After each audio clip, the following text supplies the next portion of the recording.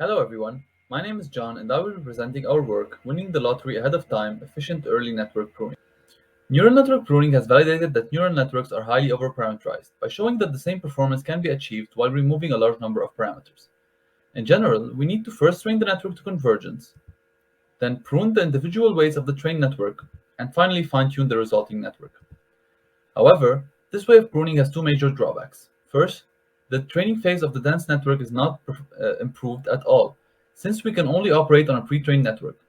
And second, since individual weight pruning does not practically reduce the size of neural network layers, the inference step is not improved either, as the same dense tensor operations need to be performed. Therefore, based on the recent work on lottery ticket rewinding, which showed that optimal subnetworks exist early in the dense network's training, we would be interested in whether it would be possible to extract these subnetworks directly early on in training. We would partially train the dense model, remove unnecessary channels, and finally, we train the extracted subnetwork to convergence.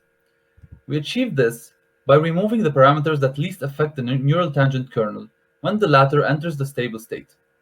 In order to extract practically smaller networks, the parameters we remove are entire channels.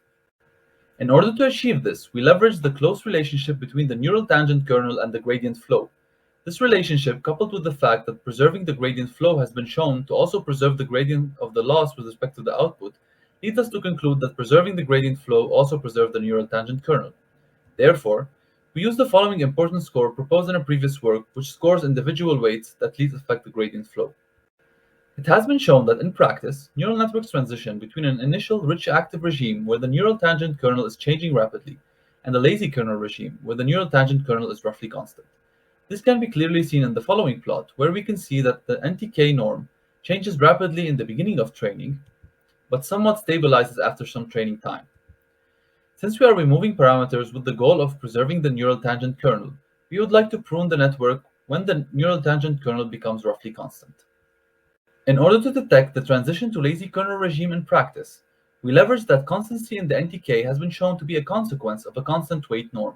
Hence, the transition can be detected by observing the normalized difference between the distance of the weights to their initialization between two subsequent epochs. In fact, when we plot the final performance of a ResNet 50 subnetwork pruned to 98% at each epoch depicted in purple against the detection score throughout the dense model's training depicted in blue, we can observe that the detection score starts to plateau when the final performance of the subnetwork plateaus as well. In practice, we choose the threshold to be 1 minus the final desired sparsity, which performed well in our experiments. The importance score we have just presented can be used on individual weights. However, we want to apply it to channels, since this is how we can achieve practical improvements in training and inference. Since channels are not learnable parameters, we introduce learnable auxiliary gates, C, at the output of each layer, whose gradients would represent the channels.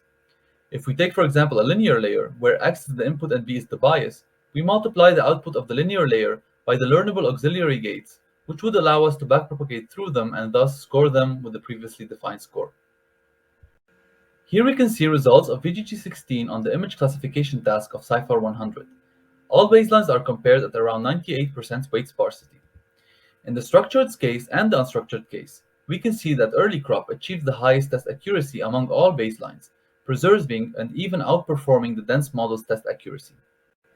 We also showcase pruning results on very large models. We show that a ResNext 48 model pruned to 98.5% surpasses both the accuracy of ResNext 48 and the similarly sized ResNext 16 while taking much less time and energy emissions. Finally, we show results on regression, NLP, and reinforcement learning, where we show that EarlyCroP either matches or outperforms all other baselines. We hope that you will check out the full paper for more details and experimental results.